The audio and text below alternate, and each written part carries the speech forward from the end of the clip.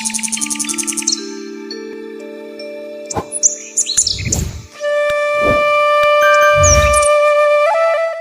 অন্যতম ফুল হচ্ছে গোলাপ। যে গোলাপকে আমরা দেখতে পাই, সেই গাছ আমরা এই ঠান্ডায় প্রচুর পরিমাণে ফুল অবস্থায় গাছ কিনে নিয়ে যাই, কিন্তু সেই গাছ ভালো করে তৈরি করতে পারি না। আর ঠিক কি ধরনের গাছগুলো করলে ভালো হবে? এখন যে গাছটি দেখছেন এটি কি বলা হয়? সেই গ্রিন রোজ, সবুজ গোলাপ, বা যেটার সায়েন্টিফিক নেম হচ্ছে ভিরিডিফ্লোরা। এই গাছটি সচরাচর সব জায়গায় দেখা যায় না, তো আজ চোখে পড়ে গেল, তার উপরে এটার জন্য ভিডিও শুরুতেই আপনাদের সামনে তুলে ধরার চেষ্টা করছি আমরা। দেখুন, এই যে গোলাপ, এখন গোলাপ বাগানে আমরা পুরো দাঁড়িয়ে আছি, থরে থরে গোলাপের গাছ রয়েছে, কত রকম ভ্যারাইটি, মিনিয়েচারেরই 10-15খানা ভ্যারাইটি হয়। এখানে আমরা খুঁজে দেখলে এখানেই হয়তো গোটা 10 ভ্যারাইটি চোখের সামনে তুলে ধরতে পারবো। আর এই বাগানে যে যাদের সঙ্গে যারা আপনাদের জন্য প্রতিনিয়ত গাছ তৈরি করে থাকেন, একদম বার্ডিং থেকে শুরু করে গাছটাকে বড় করে হাতে তুলে দেন, সেরকম দাদা আমাদের সঙ্গে সাইতালিদা রয়েছে। আর ওনার কাছ থেকে জানবো, গাছ তো বিক্রির ব্যাপার, নেওয়া ব্যাপার, কেনার ব্যাপার, এসব তো আলাদা জিনিস, কিন্তু গাছটাকে সুন্দর করে রাখা এটাই সবচেয়ে বড় জিনিস। আর সেই সুন্দর করে তোলার জন্য ঠিক কি ধরনের গাছ, একদম ফুল দেখিয়ে আমরা দেখাবার চেষ্টা করব, গাছের ফুলের নাম জেনে নেওয়ার চেষ্টা করব। হতে পারে সেটা পোশাকি নামের সঙ্গে হয়তো সব ম্যাচ করবে না, কিন্তু সেই গাছগুলোকে দেখে নিন, তাদের কাছে জেনে নেওয়ার চেষ্টা করি। এই যে গাছ রয়েছে এখন, যেগুলো রয়েছে ডাচ ভ্যারাইটি বা ইংলিশ ভ্যারাইটি, এই ভ্যারাইটির যে গাছগুলো আমরা নিই, একটা বড় গাছ আমরা কেনার পরে সেই গাছটাকে নিয়ে গিয়ে মাটিতে অথবা সিন্ডারে, আজকের দিনে সিন্ডার কালচার একটা বড়। তোমার মতে কোন কালচারটা ভালো বাড়ির জন্য? বাড়িতে কোন কালচারটায় গাছ করলে ভালো? বাড়িতে সিন্ডারের গাছ যথেষ্ট, কারণ বাড়িতে যখন রাখা হয় সেই গাছটাকে দেখা যাচ্ছে যে সিন্ডারে করা মানে দিনে 3 বার জল দিলে গাছটা ঠিক আছে। আমরা এখানে মাঠে বাগানে জমি যেগুলো মাটিতে করি, এগুলোর ক্ষেত্রে একবার জল দিলে জলটা সারা বেলায় চলে যায়, একবার জল দিলেই যথেষ্ট, মানে জলটা ধরে থাকে। কিন্তু সিন্ডারে জলটা ধরে না, তা থেকে দেখা যাচ্ছে যে সিন্ডারে করলে গাছের যে ফাঙ্গাসটা খুব কম লাগে, কারণ জল থেকে তো স্যাঁতসেঁতে হয়ে যায়, স্যাঁতসেঁতে হয়ে সবসময়ের জন্য এটা নরম হয়ে থাকলে তা থেকে ফাঙ্গাসটা হয়, তা ফাঙ্গাস হলে ডালটা শুকায়, পাতাটা ডিস্টার্ব হয়। তো সিন্ডারই যথেষ্ট। এবারে আমরা এখানে আমাদের বিক্রির জন্য যেটা করে রেখেছি, তা থেকে আমাদের তো সাশ্রয়ের ব্যাপার আছে। আমরা যদি 3 বার জল দিতে যাই, তাহলে দেখা যাবে 3 বার একটা লেবার কস্টিং পড়বে। তা সেই হিসাবে আমরা মাটিতে একবারই যথেষ্ট। এখন শীতকালে 1 দিন বাদে 1 দিন জল দেওয়া হয়, কারণ একেবারে পর্যাপ্ত পরিমাণে জল নয়, হালকা জল দিয়ে গাছটাকে রাখা হয়। কারণ বেশি ভারী জল দিলে এতেও সমস্যা হয়। তো তার ক্ষেত্রে আমি বলবো যে সিন্ডারে যে আমাদের ভ্যারাইটি গুলো আছে, এই সামান্য যে প্যাকেটে এই যে মাটিগুলো থাকে, এই মাটি থাকার পরে সিন্ডারে যে গাছটা ফিডিং করা হয়, ফিডিং করলে দেখা যাবে গাছের গ্রোথটা বেশি ভালো হয়। আচ্ছা, তো সিন্ডারে করাটাই যথেষ্ট বাড়ির ক্ষেত্রে। বাড়িতে বললে মানে শৌখিন হিসাবে, যেমন একটা পাখি জঙ্গলে ঘুরছে, গাছে বসছে, সেই পাখিটারে যদি আমরা বাড়ি নিয়ে মনে করি যে এমনি বেঁধে রেখে দেবো, পাখি কিন্তু বাঁচবে না। তাকে একটা আলাদা সুন্দর ভাবে খাঁচা দিতে হয়। সেই খাঁচার মধ্যে থাকলে পাখিটা তার একটা যে জায়গা থাকলো, তাতে আমাদের যে শৌখিন যে মানুষগুলো, পাখি পশু প্রেমিক যারা, তারা দেখা যাচ্ছে শৌখিন ভাবে সেই পাখিটাকে তার মধ্যে রাখলো। অল্প জায়গা হলো, জায়গাটা ফাঁকা থাকলো, সে সুন্দরভাবে তার মধ্যে খাওয়া চলাফেরা করলো। কিন্তু সেই ক্ষেত্রে এই গাছের যে গাছ শৌখিন যে মানুষগুলো যারা আছে, তারা একবার ছাড়া 3 বার জল দিলেও তাদের কোনো সমস্যা নেই। তাদের মালি আছে বাড়িতে, মালিতে আসলো, 3 বার জল দিল কি 2 বার দিল, সে নিজে 1 বার দিল।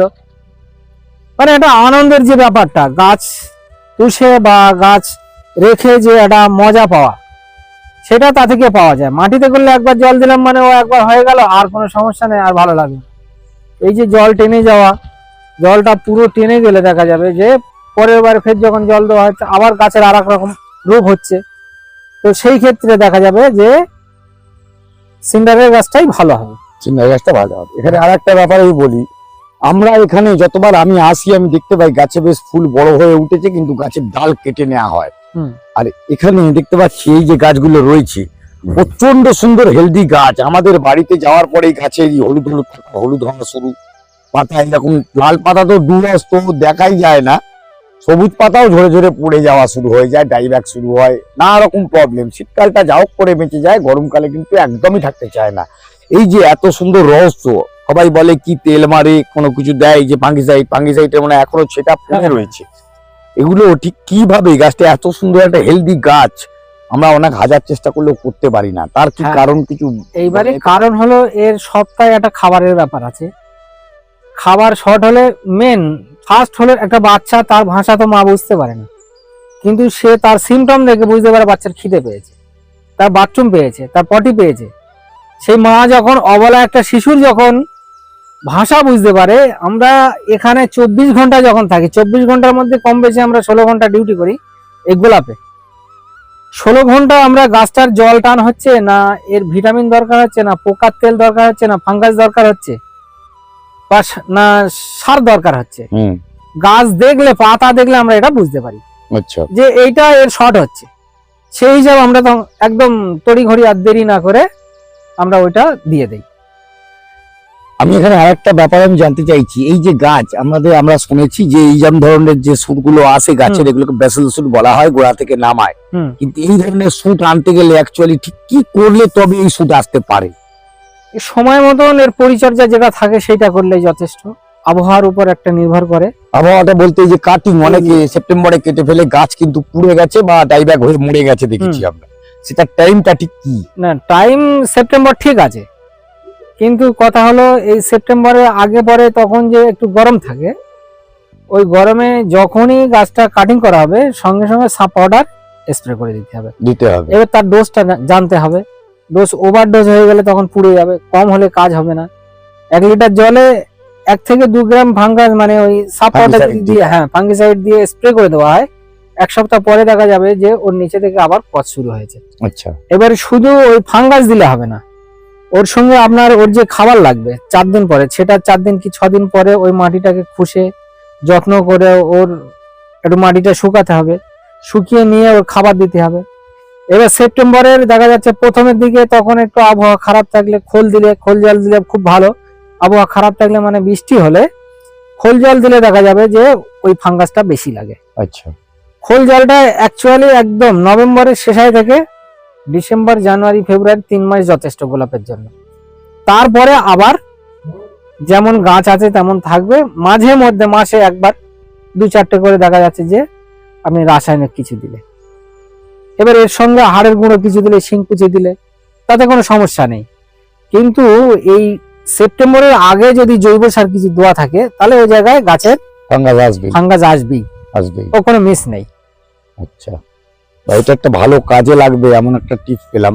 এবার একটু বলি, গাছের যে গাছগুলো মানে সুন্দর গাছ করতে গেলে, আমরা যে গাছ করি অনেক গাছ কিনে ফেলি, বুঝি না আমরা অনেক কিছু, সুন্দর ফুল দেখলে সকলেরই ইচ্ছে হয়, সেরকম কিছু গাছ দেখিয়ে যদি বলা হয়, মানে আমরা তো কিনতে চাই, আমরা ভুল করি ঠিক করি কিছুই জানি না, তো সেটা জানার জন্য একটুখানি সুন্দর ফুল দেখে যে গাছগুলো হয় সেই গাছগুলো, বা গাছটা ভালো গ্রোথ কি করে দেখে কিনলে, ছোট ব্যাগের গাছ ভালো না বড় ব্যাগের গাছ ভালো, কোন সাইজের গাছ কিনলে গাছটা ভালো হেলদি হতে পারে, সেটি নিয়ে একটু আলোচনা করলে খুব কাজে লাগে। গাছ যখনই কেনা হবে, গাছ কিনতে গেলে ফার্স্ট গাছের এই গোড়াটা দেখতে হবে, গোড়াটা মোটা আছে কিনা। এই যে মোটা বা মাটি ছাড়া 1 ইঞ্চি উপরে যেন এই গ্যাপটিং যেটা থাকে ওইটা যেন মাটি ছাড়া 1 ইঞ্চি উপরে থাকে। আচ্ছা, তাহলে দেখা যাবে যে ওই গাছটা আর সেইভাবে অসুবিধা হলো না। অনেক সময় দেখা যায় কিছু গাছ নষ্ট হয় মাটি ছাড়া 2 ইঞ্চি 3 ইঞ্চি উপর থেকে, ওই গাছটা যখন গ্যাপটিং বাঁধা হয় মানে বাট বাঁধা হয়, তখনই দেখা যাচ্ছে যে নিচে যে ফাঁকা জায়গাটা থাকে ওই ফাঁকা জায়গাটায় এলা হয়, ওই এলা যেটা ভেঙে ফেলা হলো, ওই এলা হলে দেখা যাবে যে এলাটা মোটা হয়ে গেলে সেটা যখন ভাঙা হবে ওই গুঁড়িতে তখন দেখা যাবে যে একটু চোট পড়লো, ও যখন তখন ভেঙে যেতে পারে। সেই জন্য একদম মাটি ছাড়া 1 ইঞ্চি উপরে গাছটা যেন মোটা হয়, সেই গাছটা সহজে মরবে না, সেই গাছটা যথেষ্ট। আচ্ছা, আর ছোট ব্যাগ বড় ব্যাগ কি ধরনের ব্যাগ হবে? বড় ব্যাগ গাছ যত বয়স হবে তত ব্যাগ সাইজ বাড়াতে হবে। 1 বছরের গাছ 5 ইঞ্চি 6 ইঞ্চি যথেষ্ট, কিন্তু 1 বছর যখন পার হয়ে যাবে তখন সেই গাছটাকে আবার 8 ইঞ্চি 10 ইঞ্চি ব্যাক চেঞ্জ করতে হবে। যত 3 মাস পর পর যদি ব্যাক চেঞ্জ করা যায় তাহলে দেখা যাবে 3 মাস পর পর ওই গাছের গ্রোথটা একটা আলাদা থাকে। এই যে ফুলটা, এর নাম লাভ। লাভ এই গাছটার এটা লাভের গাছ। আচ্ছা, এই সাদাটা এই সাদা ফুলটা এটা ফুটে আছে, এর নাম হলো টিয়ারা। টিয়ারা। ফুলের মধ্যে কোয়ালিটি থাকে, ওটা একটা ওই মিনি, সাদা মিনি। ওই ফুলটা ওর নাম হচ্ছে rock and roll. Rock and roll. আর এর উপরে যেটা রয়েছে, উপরে ওধারে যেটা আছে ওটার নাম ডবল ডিলাইট, দুর্দান্ত সেন্ট। হুম, এটার নাম তাজমহল, এগুলো তো সেম প্রচন্ড সুন্দর। দুর্দান্ত সেন্ট। ওটার নাম গোল্ডেন মিডিলিয়াম। এটা কি প্যারাডাইস? ওটা প্যারাডাইস। ওটা ম্যাডাম পিঙ্ক বলে। হুম, আমরা এখন ব্যাঙ্গালোর ভ্যারাইটিস থেকে চালাচ্ছি। ওটা ক্যান্টুবিকি ডাবরা। ওটা দুর্দান্ত ফুল, বড় হয়, সেন্টও হয়। এইটা যেমন প্রিন্স হোয়াইট বলে, ডাচ ভ্যারাইটি। প্রচন্ড ভালো একটা গাছ। এই গাছের ও 200-250 গ্রাম ওজন হয় ফুল। বিশাল বড় বড় ফুল হয়। এটা মনে হয় সেই আফগান ডাবরা গাছ।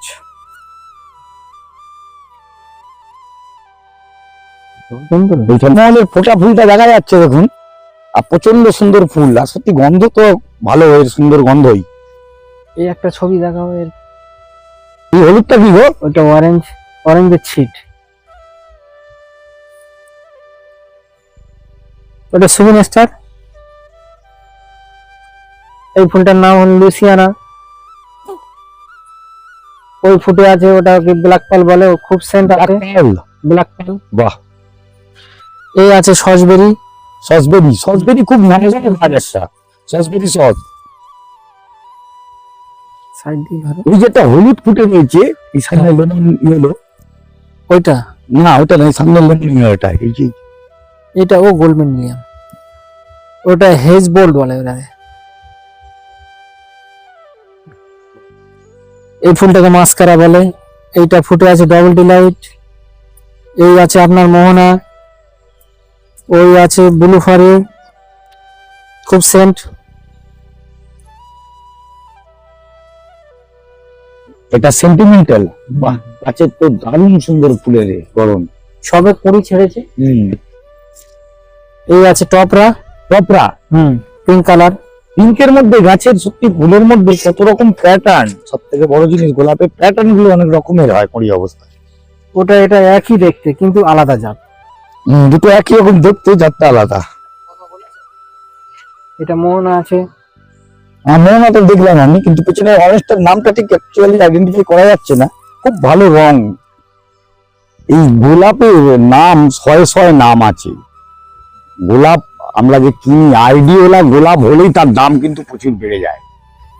আর এই সমস্ত কিছুই আইডিয়া আছে, প্রত্যেকটা গোলাপের নাম আছে। কেন, গোলাপ কখনোই আমাদের ভারতীয় গাছ ছিল না।